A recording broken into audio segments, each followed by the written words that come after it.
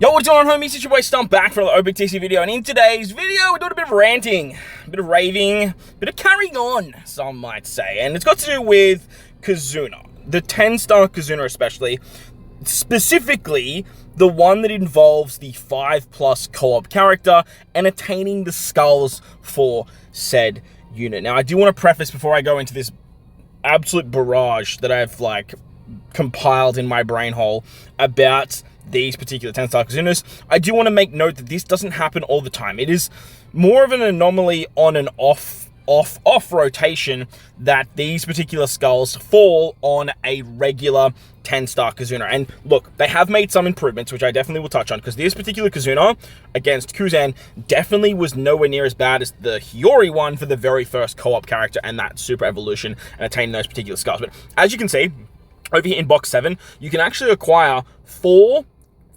copies of the Dr. Vegapunk skulls. You need 5 skulls to super awaken the free-to-play 5-star character. Now, I can't go back, unfortunately, but in box 6, there is 2 skulls, and on your way from box 4, 5, and 6, you can pick up the skulls for Kuzan. As you can see, there are no skulls in this particular box for the Kuzan Super Evolution, which is the Legend. This is just talking about Vegapunk, and I think having all the skulls leading up to box 6 is definitely the right place. So the way they're handling the Super Evolutions for the regular Legends, well, this time the PP Legend, I do really like. The main crux and the main issue I have is acquiring these Dr. Vegapunk skulls. Now, as you can see, I have only got 1 from this particular box, and I have spent 848 tickets in the final box.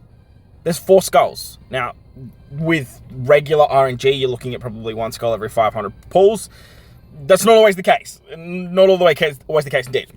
Now, there are missions to acquire these particular skulls as well. I believe you have to do a certain amount of assists. I believe Tony posted. Give me 1 second. Okay, so yeah, here. So Tony did post the picture in our Alliance missions. So as you can see, just here, the missions that you get cleared for just doing a certain amount of clashes and a certain amount of clears, you can actually pick up 2 skulls from here. So the magic number is getting 3 skulls, having 3 Vegapunk skulls in your inventory before these missions get paid out. Well, sorry, not these missions.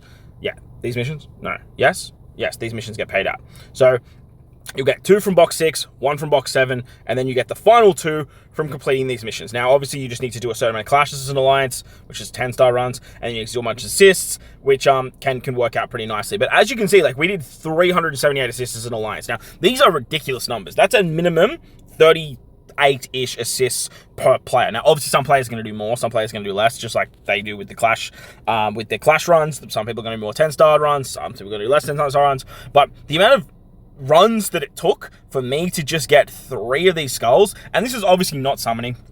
I didn't do any summons on the Kizuna banner, and obviously that's what they want you to do. They want you to summon for the characters, you get more tickets, it's easy to get these particular rewards. But this is a free-to-play character, a free-to-play unit.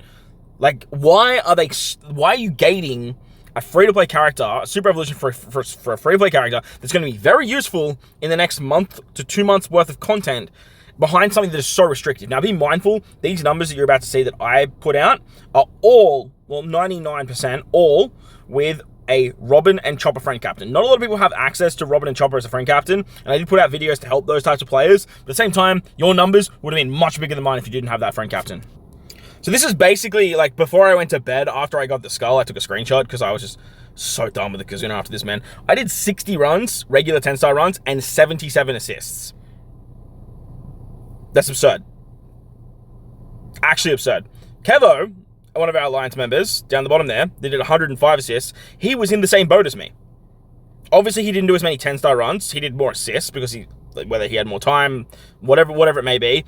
105 assists to get 1 skull. Absurd. And be mindful too, I skipped the first 2 boxes. I know lots of people skip the first 3 boxes, so you're saving around 100 tickets, so you don't have to worry about it. I got very unlucky as well, my box 4, 5, and 6. I had to go to the last 50 to get my hands on the Kuzan skulls. So I had some very, very bad luck, and this is not going to happen all the time, but at the same time, I'm an endgame player that has access to resources like friend captains. I have access to very good characters to make it easy to clear level 60. I was clearing level 120 assists, which was very easy to do. But not all players have that access. Not all players have that established box to get these particular characters that is going to help them advance within the game. So I don't understand why we need to play so damn much to get our hands on a free-to-play character. It's mind-boggling to me. Absolutely mind-boggling. Like, which I don't agree with, if Kuzan was in that particular boat, it would make a little bit more sense because he's an illustrious legend, not a free-to-play co-op character. I just don't understand their thought pattern behind this. It's just, well, actually, I do understand it. I just don't agree with it. Making players summon on these types of banners is just absolutely wild just to get your hands on a Super Revolution Skulls. And making players play this much is just absolutely absurd. Remember, you can only do an assist every 15 minutes. So 77 assists over a 15-minute time span. Someone do the math, like divide that by 4. Let's just say 20 rounded up to 80. That's 20 hours. 20 hours of gameplay.